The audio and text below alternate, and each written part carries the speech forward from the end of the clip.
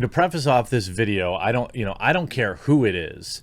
If you engage in swatting, you are a piece of garbage.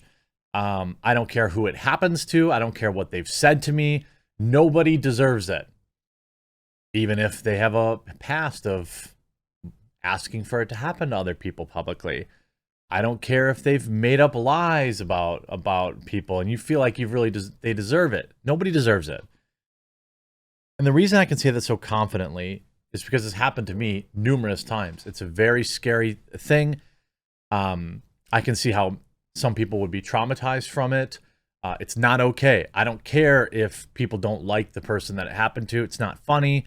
It's not warranted. It's not okay. Law enforcement has way more important things to do. Because while people think this is cool and to do over internet arguments, you have a situation where real people need help and law enforcement is screwing around with something that they don't need. That is like an irrelevant, non-issue. And so I have reached out to this individual. I DM'd them, but I didn't know they didn't have access to their DMs because it's currently under police control. But I'm happy to connect them with the law enforcement officers working on my case and on Tim Pool's case, because I don't care. I couldn't care less about internet beef and stupid Twitter stuff. I know they care about it a lot, but I don't. I care about people getting brought to justice, and that is the people, if this is a case where it is a knowing SWAT, jail for them. What's interesting, though, is a lot of past statements are getting brought up. You have everybody in mainstream media saying, oh, nobody wrote an article when I got swatted and they put my wife in handcuffs, but I'm not the right type of person. There's been 100 articles written about how this person was arrested after a swatting. And there's a lot of interesting stuff. Now, I am not an expert on Canada law.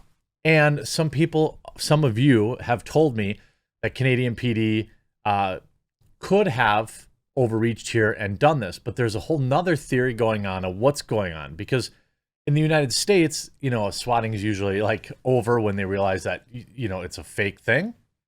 In this particular case, they were arrested, their hard drives were seized, they were locking down their Discord, and a lot of people are like, what's going on with that?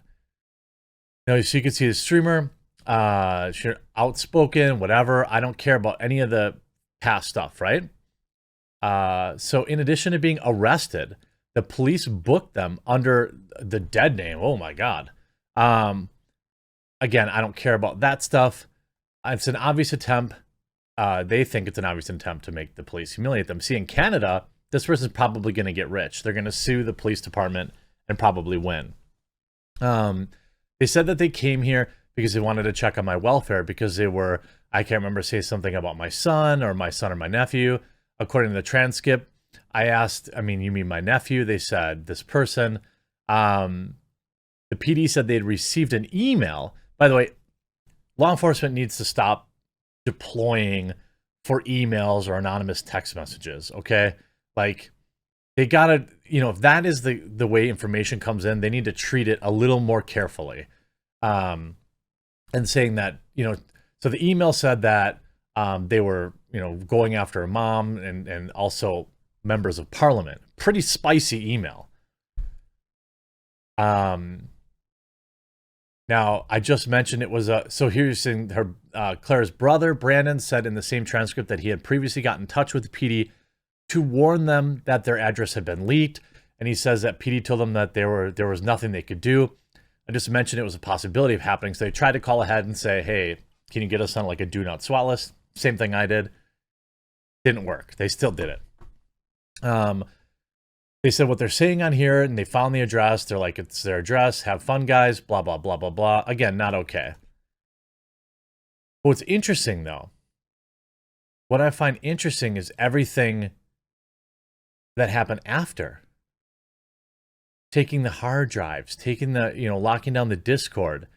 You can see during their search, they seized my work computer, my cell phone, my personal cell phone, as well as my fiance's work computer and personal cell phone. These things don't match up, actually. Are they looking for something else? You know, this is somebody who proudly said that they were happy to get people's kids hooked up with pills that they might think they need.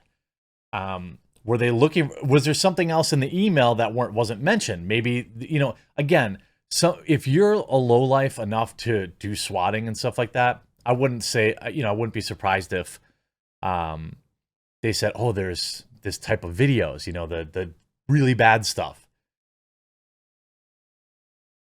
Now, they said that Global News had a search warrant that indicated they were looking for a pew-pew ammo and her computers.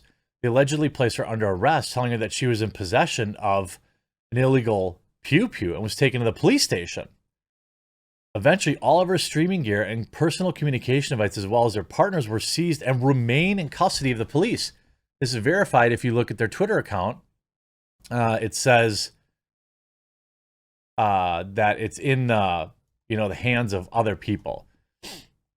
Oh, okay, I'm blocked now. Okay, well, I got blocked in real time. Doesn't matter. I still stand against any kind of swatting. But what I find is interesting is there's this other issue going on here.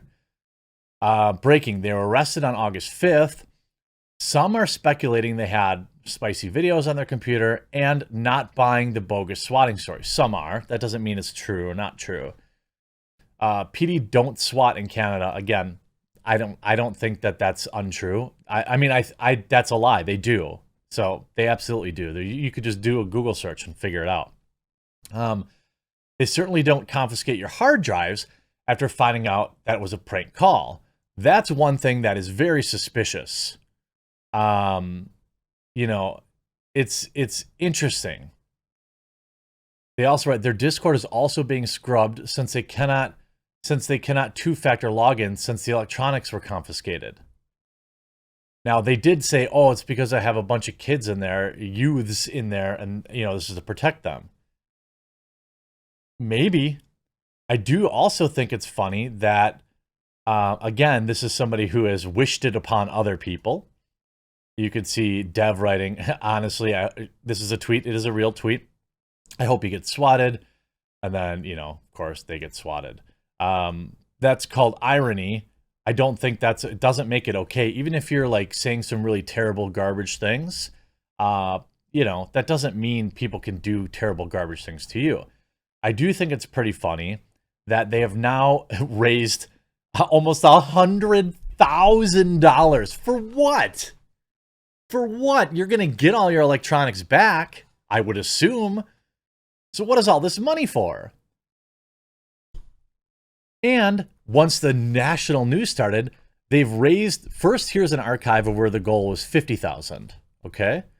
Now the goal is 70,000, and they're at 66. I suspect they will increase it again. I'm not sure what you need $67,000 for.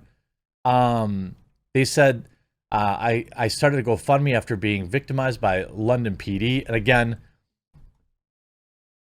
as far as we know, all evidence points to this being a ridiculous overreach by local PD. It's raising a lot of questions why the hard drives and everything were, because you wouldn't have seized the hard drives and cell phones based on that letter, I wouldn't think. I have been subject to emotional damages, financial damages. By the way, I hope they sue the PD. Hope they do. Especially if it's just bogus, you know? 100%, you know, like, I know it's crazy that one person can hold, like, you know, a nuanced opinion. I don't like this individual, but if this is all, like, because some idiot sent an email, I hope they sue the local PD into oblivion and win and get lots of money. I was also subject to unjust seizures that not only affected my livelihood, but has severely disrupted the work my fiance is doing in their doctorate program, which is the potential impact whether or not my fiance finishes their doctorate. Because there's no policy in my city against swatting, there's no guarantee this won't happen again, and my home is not safe. If the goal is met, which again was raised by $20,000 in the last 12 hours, I will have enough money to recoup my losses and move immediately to a safe location. You lost a cell phone and a couple of laptops, that would be like 10 grand tops. It was 50 grand starting at. This is an amazing grift. I'm like extremely impressed. I hope, you know, and whoever's giving money to $70,000 to replace a couple of laptops and a cell phone. And by the way, that's if you didn't get it back. This is almost enough for them to go buy a house. I mean, congratulations.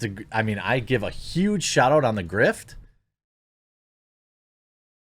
But, you know, it's pretty interesting. I guess they didn't like that I was pointing out a couple of inconvenient truths, especially this one. Why do you keep raising the goal? Like, just leave it at 50, and if people want to keep giving you more money, then they can. There's nothing stopping people from that. You raise it up to solicit more donations.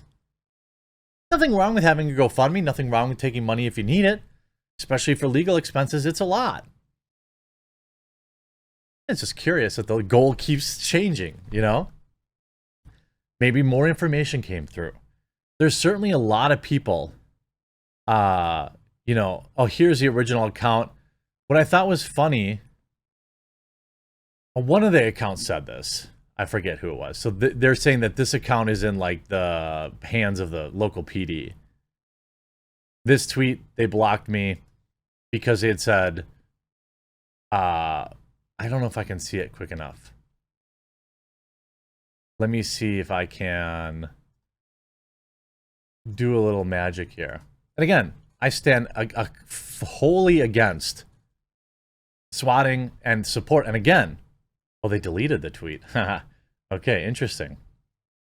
They talked about how, you know, they had a bunch of minors or something that they were trying to protect. I thought that was pretty interesting. Oh yeah, here it says, locked out of Keffels until the police give me back my cell phone they unjustly seized from my apartment. So that's where that came from. So no, I don't think that, I take zero joy in the swatting. It's scary. I hope that if it really is a SWAT, that they do sue them into oblivion. But I do think there's a lot of other stuff going on here that's questionable. Hopefully more information comes out. I hope you enjoyed this video. We'll talk to you again real soon.